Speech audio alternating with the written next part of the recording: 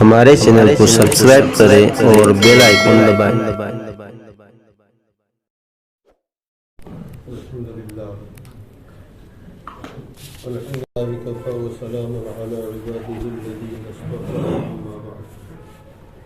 أعوذ بالله من الشيطان الرجيم بسم الله الرحمن الرحيم ذلك الكتاب لا ريب فيه هدى للمتقين الذين يؤمنون بالغيب ويقيمون الصلاة ومما رزقناهم ينفقون صدق الله مولانا العلي العظيم وبلغنا رسوله النبي الأمين المتقن الكريم معزز محترم سامعین کرام، السلام علیکم ورحمۃ اللہ وبرکاتہ۔ ان اللہ وملائکته يصلون على النبي يا أيها الذين آمنوا صلوا عليه وسلموا تسليما اللهم صل على سيدنا ونبينا ومولانا محمد وعلى آله وأصحابه وسلم صلاة وسلاما عليك يا سيدي يا رسول الله صلى الله تعالى عليه وسلم۔ معزز سامعین کرام، سورۃ البقرہ کی ابتدائی آیتوں کی تلاوت کا ہم نے شرف حاصل کیا۔ ان آیتوں میں اللہ تبارک و تعالی مومن متقی کی صفات بیان فرما رہا ہے کہ ایک ایمان والے کو کیسا ہونا چاہیے۔ ایمان والا مسلمان اپنے آپ کو کہتا ہے تو سب سے پہلی صفت ایمان کے بعد اس بندے میں وہ ہونی چاہیے جسے کہتے ہیں تقویٰ۔ اور قرآن کی فیض رسانی کے حوالے سے جو اللہ نے فرمایا ذالک الکتاب لا ریب فیہ، وہ بلند رتبہ کتاب جس میں شک کی کوئی گنجائش نہیں، اس کے کلام الہی ہونے میں کوئی شک نہیں، اور اس میں جو کچھ بیان کیا گیا ہے اس کے سچ ہونے میں کوئی شک نہیں، اس کی ہر بات سچی ہے، اور یہ کلام خدا ہے، یہ سچی بات ہے۔ فرمایا اس میں شک کرنے کی کوئی گنجائش نہیں ہے، اور یہ کتاب ہدایت ہے متقین کے لیے۔ یعنی جتنے بڑے بڑے تقوی شعار اور پرہیزگار لوگ آج ہمیں نظر آتے ہیں تاریخ کے صفحات پر، یا موجودہ زمانے میں یا آئندہ زمانے میں، فرمایا وہ اسی کتاب سے انہوں نے تقوی حاصل کیا ہے، کیونکہ اس کتاب نے انہیں ایمان کی ہدایت دی، اور اس ایمان کے بعد وہ صاحب تقوی بنے۔ تو فرمایا جتنے بڑے بڑے متقی اور پرہیزگار آپ کو نظر آتے ہیں یا تاریخ کے صفحات پر گزرے، فرمایا وہ سارے کے سارے متقیین اسی کتاب کے ذریعے سے متقی بنے ہیں۔ اب متقی کا لفظ چونکہ عام ہے، تقوی عام ہے، ہمارے اسلاف ہمارے بزرگوں نے، شارحین قرآن نے تقوی کی کیا علامات ہیں اور تقوی کسے کہتے ہیں اس کے بارے میں مختلف اقوال بیان فرمائے۔ حضرت سیدنا مولا علی شیر خدا رضی اللہ تعالیٰ یہ فرماتے ہیں کہ تقوی یہ ہے کہ آدمی حلال کاموں میں مسلسل کوشش کرے اور صغیرہ گناہوں پر اصرار نہ کرے، فرمایا وہ متقی ہے۔ حضرت سیدنا علامہ واقدی رحمۃ اللہ تعالی علیہ یہ فرماتے ہیں کہ تقوی میرے نزدیک یہ ہے کہ آدمی کی زبان میں مخلوق کوئی خرابی نہ دیکھے، اللہ کی مخلوق ہماری زبان میں کوئی خرابی کوئی برائی نہ دیکھے، فرشتہ ہمارے کاموں میں کوئی برائی نہ دیکھے، اور اللہ ہمارے دل میں کوئی خرابی نہ دیکھے. فرمایا یہ تقویٰ ہے. دل صاف ستھرا ہو، پاکیزہ ہو، زبان قولوا قولا سدیدہ کی مصداق ہو کہ جب بولے تو سیدھی سچی بات بولے. ہماری زبان سے کوئی ایسا لفظ نہ نکلے کہ جسے سن کر کوئی یہ کہے کہ یار یہ غلط کہا. فرمایا مخلوق تمہاری زبان میں کوئی برائی نہ دیکھے، فرشتے ہمارے کام میں کوئی برائی نہ دیکھے، اور اللہ ہمارے دل میں کوئی برائی نہ دیکھے. جب دل سے برائی نکل جاتی ہے تو اسی دل کے حوالے سے حدیث قدسی میں جو اللہ تعالیٰ نے ارشاد فرمایا کہ لوگوں میں خدا ہوں، رب ہوں، اللہ ہوں. فرمایا میری سمائی نہ زمینوں میں ہو سکتی ہے نہ آسمانوں میں ہو سکتی ہے، کیونکہ زمین و آسمان محدود ہے اور تمہارے رب کی ذات لامحدود ہے. فرمایا نہ میں زمینوں میں میری سمائی ہو سکتی ہے نہ آسمانوں میں، کیونکہ یہ محدود ہے اور میری ذات لامحدود ہے. فرمایا ہاں اگر میں سمانا چاہوں تو مومن کے صاف دل میں سما جاؤں. اگر میں سمانا چاہوں تو مومن کے صاف دل میں سما جاؤں. یہ دل کی جو صفائی ہے، کینہ، کپٹ، حسد، غصہ، یہ جو ہے حسد ہوتا ہے. کوئی ترقی کر رہا ہے تو حسد ہوتا ہے، کسی کی کامیابیوں پر حسد ہوتا ہے، کسی کے لیے کینہ دل میں ہوتا ہے. یہ دل کا میل ہے، اور یہ جو دل کا میل ہے جب تک یہ میل صاف نہ ہو جائے تو پاکیزہ شخصیتوں کی اس میں جلوگری نہیں ہوتی ہے. فرمایا اللہ تعالیٰ نے کہ میں ایسے ایمان والے کے صاف ستھرے دل میں سما جاتا ہوں. اور جب اللہ تعالیٰ کی تجلیاں اس صاف ستھرے قلب میں جگمگاتی ہیں تو ظاہر بات ہے جہاں رب کا جلوہ ہوگا وہاں مصطفیٰ کا بھی جلوہ ہوگا، وہاں مصطفیٰ کا بھی جلوہ ہوگا. یاد رکھیں عموماً ہم جو اپنی زبان میں جسے دل کہتے ہیں، دل، یہ دل جو ہے ہماری اپنی زبان میں کہ جو ہمارے سینے میں بائیں طرف گوشت کا ایک لوتھڑا لٹکتا رہتا ہے جیسے گلاب کی کلی ہو. حضرت سیدنا امام غزالی رحمۃ اللہ تعالی علیہ نے اس پر بحث کی ہے احیاء العلوم میں. وہ فرماتے ہیں کہ دنیا والے عام طور سے جسے دل کہتے ہیں وہ فرماتے ہیں یہ دل نہیں ہے. ہمارے سینے میں جو گوشت کا لوتھڑا لٹکتا ہے دنیا اسے دل کہتی ہے. وہ فرماتے ہیں تصوف کی نظر میں یہ دل نہیں ہے. فرماتے ہیں دل کیا ہے؟ فرمایا جو تمہیں نظر آتا ہے وہ دل نہیں ہے، دل کا پنجرا ہے. وہ دل نہیں ہے، وہ دل کا پنجرا ہے، اور اس کے اندر کوئی پنچھی ہے، کوئی پرندہ ہے، وہ دل ہے، اس کا نام دل ہے. اور اعلیٰ حضرت فاضل بریلوی بھی اس طرف گئے.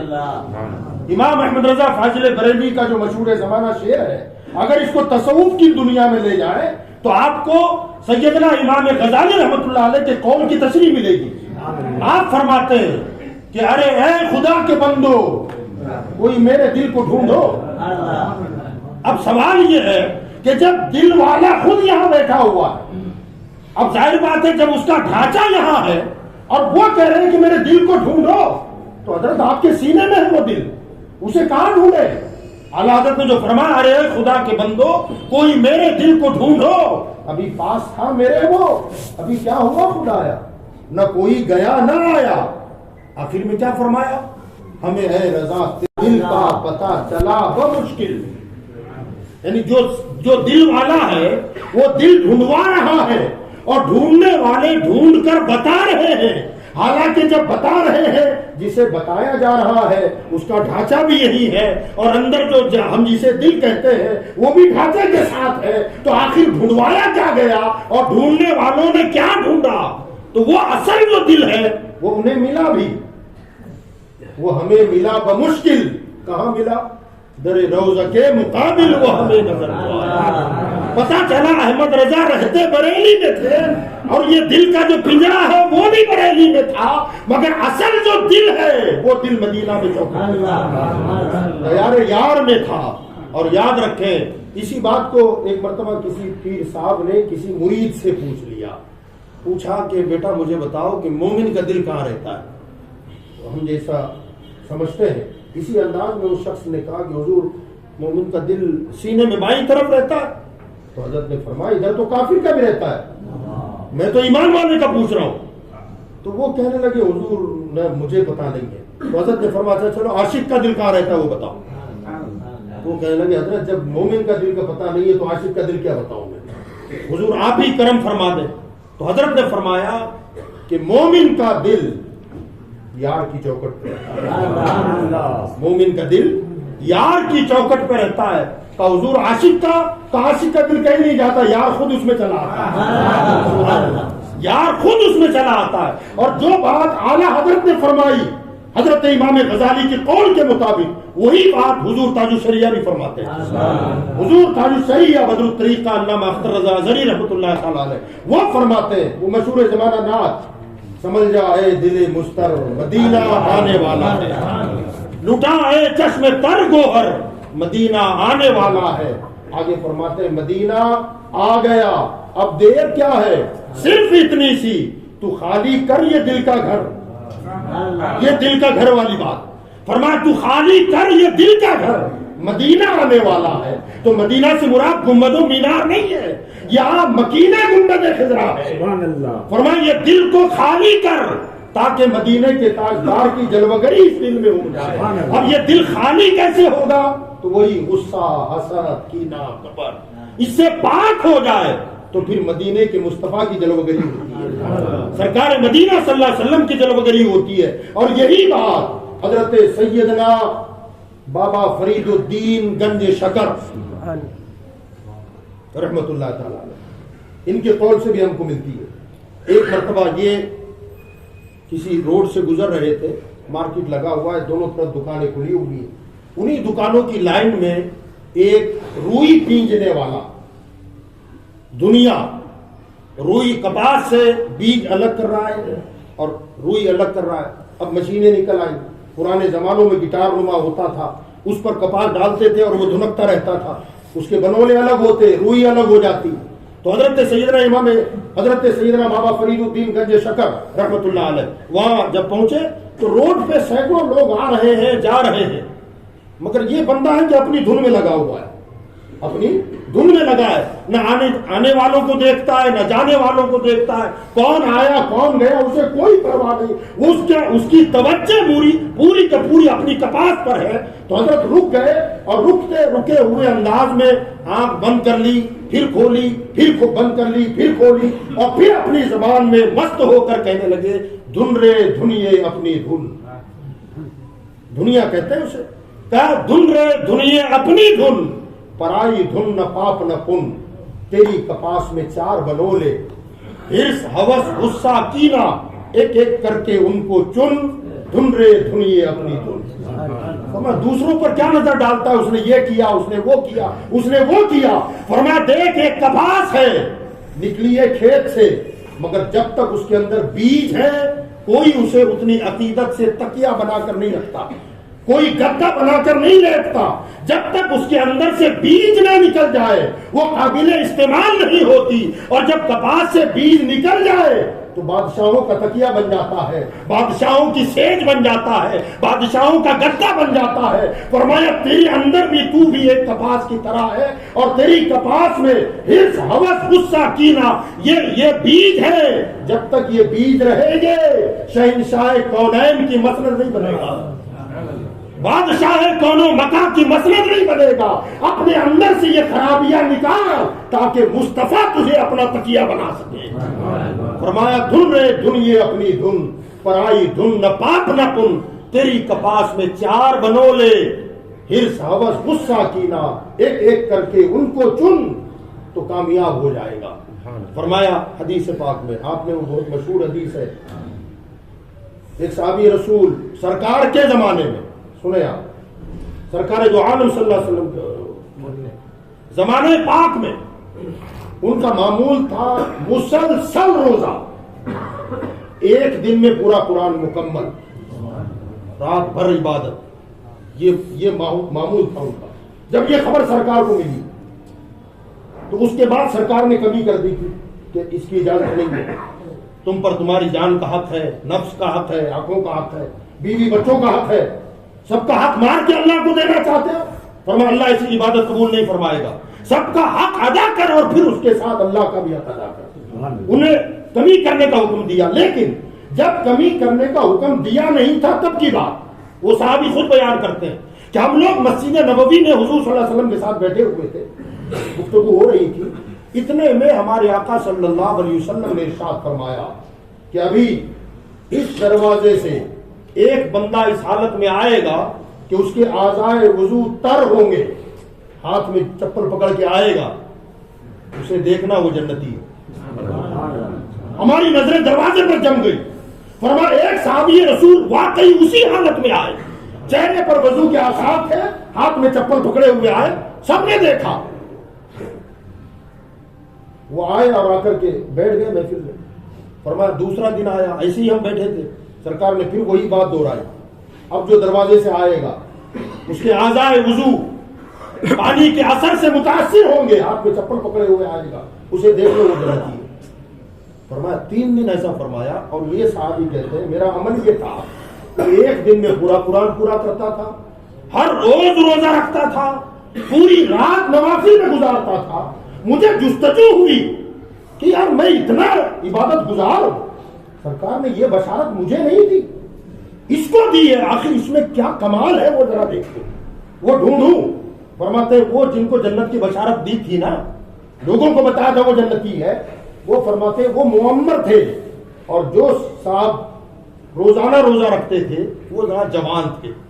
وہ کہتے ہیں کہ جب محفل برخاست ہوئی تو میں ان کے پیچھے چل گیا، اور چلتے ہوئے میں نے کہا کہ اگر آپ اجازت دیں تو میں 2 دن آپ کا مہمان بن جاؤں، تو انہوں نے کہا کوئی بات نہیں، میں نہیں، تو سوچا کہ میں ان کی ذرا پرسنل لائف کو ذرا دیکھوں کہ آخر ان کا عمل کیا ہے۔ فرماتے میں ان کے گھر مہمان ہو گیا، اور مہمان ہونے کے بعد معاملہ یہ ہوا کہ میں مسلسل نگرانی کرتا کہ آخر ان کے پاس عمل کیا ہے، مگر کوئی ایسا خاص مجھے عمل نظر نہیں آیا۔ پورا دن گزر گیا، رات ہوئی تو میں سمجھا شاید رات عبادت میں گزرے، مگر انہوں نے میرا بھی بستر لگا دیا، اپنا بھی لگا دیا، مجھے جہاں لٹایا میں بھی، وہ خود بھی وہاں لیٹے، اور میں رات میں جاگتا رہا کہ شاید خاموشی سے اٹھ کر کوئی ایسی عبادت کرتے ہو جس عبادت کی بنیاد پر مالک جنت نے جنت کی بشارت دی ہے، لیکن کوئی خاص عمل مجھے نظر نہیں آیا۔ تہجد کا وقت ہوا، وہ خود بھی جاگے، مجھے بھی جگا دیا۔ یہ معاملہ 3 دن چلا۔ تیسرے دن جب 3 دن کا مہمان تھا، میں رخصت ہونے لگا تو حضرت کہنے لگے بیٹا تم بھی اسی گاؤں کے رہنے والے ہو، مدینہ کے، آخر میرے یہاں مہمان بننے کی وجہ سمجھ میں نہیں آئی۔ تو انہوں نے کہا کہ حضرت کوئی خاص وجہ تو نہیں تھی، مگر آپ کو پتہ نہیں ہے سرکار نے بڑے مجمع میں 3 دن آپ کو جنتی ہونے کی بشارت دی۔ میں یہ جاننا چاہتا تھا کہ آپ کے اندر کون سا ایسا عمل ہے ایکسٹرا جس کی وجہ سے سرکار نے آپ کو یہ بشارت سے نوازا۔ تو وہ کہنے لگے نہ مجھ میں تو ایسا کوئی عمل نہیں، تم نے 3 دن دیکھا، میں نمازوں کو وقتوں پر ادا کرتا ہوں، ہر گناہ سے بچنے کی کوشش کرتا ہوں، فرائض پر مکمل عمل کرتا ہوں، کہ اس کے علاوہ کیا خاص بات ہے؟ تو کہا ایسی کوئی خاص بات میری نہیں ہے۔ پھر انہوں نے سوچا اور سوچ کر کہنے لگے ہاں ایک بات میرے اندر ہے۔ کہا کیا؟ وہ بات یہ ہے کہ الحمدللہ میرے دل میں کسی مسلمان کے لیے کینہ نہیں ہے، کسی مسلمان کے لیے میرے دل میں کینہ نہیں ہے، اور جب بھی کوئی مسلمان کسی معاملے میں ترقی کرتا ہے تو مجھے بڑی خوشی ہوتی ہے کہ میرا بھائی آگے بڑھ گیا، میرا بھائی آگے بڑھ گیا۔ اب وہ صحابی کہتے ہیں خدا کی قسم یہی وہ عمل ہے جس نے آپ کو جیتے جی جنتی بنا دیا۔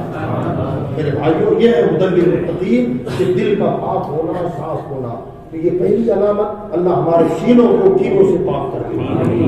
اہل سنت کے لیے ایک دوسرے کے لیے پیار، محبت اور اخوت ہمارے دلوں میں اللہ تعالیٰ جاگزی فرمائے۔ قرآن میں اللہ نے جو فرمایا ہدی للمتقین یؤمنون بالغیب، متقی مومنوں کی پہچان دوسری یہ ہے کہ وہ غیب پر ایمان رکھتے ہیں۔ الحمدللہ ہمارا ایمان غیب پر ہے، ہم نے دیکھا نہیں ہے، اپنی آنکھ سے زیادہ زبان مصطفیٰ پر بھروسہ ہے۔ ہم نے جو دیکھا ہے اور حضور نے اگر اس کے خلاف بیان کر دیا تو ہم اپنی آنکھ کے دیکھے ہوئے کو جھٹلا سکتے ہیں، نبی کے فرمان کا کبھی انکار نہیں ہو سکتا۔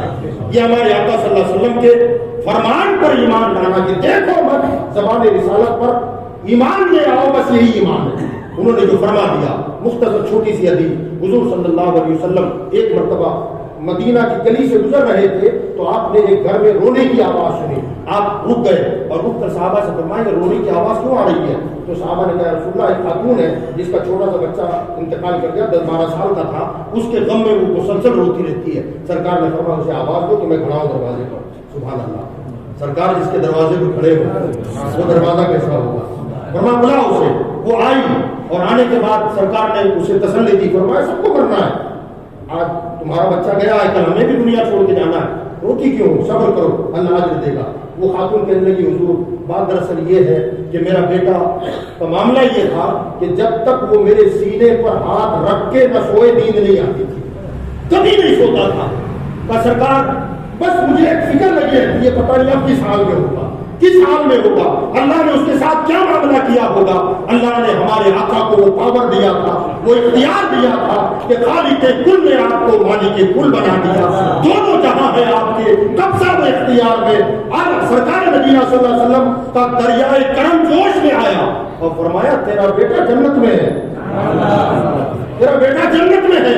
اور پھر جوش میں آئے اور فرمایا دیکھنا چاہتی ہے, انگلی کا اشارہ کیا, فرمایا دیکھ تیرا بیٹا جنت میں ٹہل رہا ہے, دیکھ تیرا بیٹا جنت میں ٹہل رہا ہے. وہ خاتون روایت میں آیا ہے کہ اس نے گردن جھکا دی نیچے اور کہنے لگی یا رسول اللہ ہاں اب نہیں رہوں گی, وہ جنت میں ہے, اب نہیں رہوں گی, وہ جنت میں ہے. اب صحابہ ادھر دیکھ رہے, سرکار کی انگلی اوپر ہے اور یہ عورت نیچے زمین میں اپنی نگاہیں ڈالے ہوئے ہے. جب سرکار آگے بڑھ گئے تو صحابہ نے کہا خاتون یہ کیا تماشا ہے, نیچے دیکھ رہی ہے, کاش کے حضور کی انگلی کے اشارے پر اوپر نظر اٹھا دیتی تو بیٹا بھی نظر آتا, جیتے جی جنت کا نظارہ ہو جاتا, کیونکہ انگلی میرے مصطفیٰ کی ہے. آخر تو نیچے کیا دیکھ رہی تھی؟ وہ خاتون کہنے لگی ہاں اگر دیکھ لیتی تو بیٹا بھی نظر آتا, جنت بھی نظر آتی, لیکن قیامت میں اگر میرا رب مجھ سے سوال کر لیتا کیا تجھے میرے نبی کے کہے پر بھروسہ نہیں تھا تو کیا جواب دیتی؟ اس لیے میری آنکھ سے زیادہ مصطفیٰ کی زبان پر مجھے بھروسہ. یہ ہے یؤمنون بالغیب, متقی اور ایمان والے نبی کی زبان پر بھروسہ کرتے ہیں. الحمدللہ اللہ ہمیں اس پر استقامت عطا فرمائے. بہرحال اللہ نے آگے فرمایا وَيُقِيمُونَ الصَّلَاةَ, اور ایمان والے نمازوں کو قائم کرتے ہیں. نماز پڑھنا اور ہے, نماز کو قائم رکھنا اور ہے. یعنی مطلب اس کے اور بھی کئی معنی ہو سکتے ہیں, مگر ایک معنی اس کا شارح نے تفسیر مفسرین نے یہ فرمایا کہ نماز پڑھ لینا ایک عمل ہے, لیکن حساب و کتاب اور نماز کام کہاں آتی ہے؟ قیامت میں کام آئے گی. فرمایا اس کا یہاں بحفاظت تمام نماز پڑھ کے اسے بچانا اور بچا کر قیامت میں لے جانا کمال ہے. قیامت میں اسے لے جانا کمال ہے, یہاں پڑھ لینا کمال نہیں ہے, اسے بچانا کمال ہے. پڑھ کر بچا لینا, پڑھ لیا اور بچانے کی طرف کوئی فکر نہ ہو تو فرمایا وہ قیامت میں جائے گی نہیں تو آپ کے کام آئے گی نہیں. وہ بچے گی کیسے؟ مولانا روم رحمۃ اللہ علیہ نے مختصر سی بات عرض بیان کی ہے مثنوی میں. وہ فرماتے ہیں چوڑی فروش, کانچ کی چوڑیاں عورتیں جو پہنتی ہیں, وہ چوڑی فروش ایک دن صبح سویرے کا چوڑیوں کا گٹر بنا کر پیٹ پر رکھ کے دیہات بیچتا تھا, جا رہا تھا. اتنے میں جنگل میں ایک ڈاکو آیا, ہاتھ میں لٹ تھا اس کے, اور آتے ہی اس کے گٹر پر زور سے لکڑی مار دی اور لکڑی مار کے ڈانٹ کے پوچھتا کیا ہے اس میں؟ تو اس نے بڑی سنجیدگی سے کہا کہ ایک اور مار دے پھر کچھ نہیں ہے, ایک اور مار دے پھر اس میں کچھ نہیں ہے. اللہ کے بندے مارنے سے پہلے پوچھتا اس میں کیا ہے تو بتاتا چوڑیاں ہے, اور لٹ مار کے کہتا ہے کہ اس میں کیا ہے تو سوائے کانچ کے ٹکڑوں کے ہوگا کیا؟ اب کچھ نہیں ہے اس میں, ایک مار دے گا تو کچھ نہیں بچے گا. پتا چلا کہ ہم عبادت تو کرتے ہیں, نماز تو پڑھ لیتے ہیں, مگر یہ کانچ سے زیادہ نازک ہے عبادت. اس عبادت کو کرنے کے بعد اگر اس پر جھوٹ کے, غیبت کے, گالیوں کے جب ڈنڈے پڑیں گے یہ عبادت یہی چکنا چور ہو جائے گی, کچھ نہیں بچے گا. لہذا اللہ نے فرمایا یقیمون الصلاۃ, نماز پڑھنا کمال نہیں ہے, پڑھی ہوئی نماز کا بچانا کمال ہے. اسے بچاؤ, اسے بچانا ضروری ہے. تو ایمان والا صرف پڑھتا نہیں ہے, پڑھی ہوئی کو بچاتا ہے.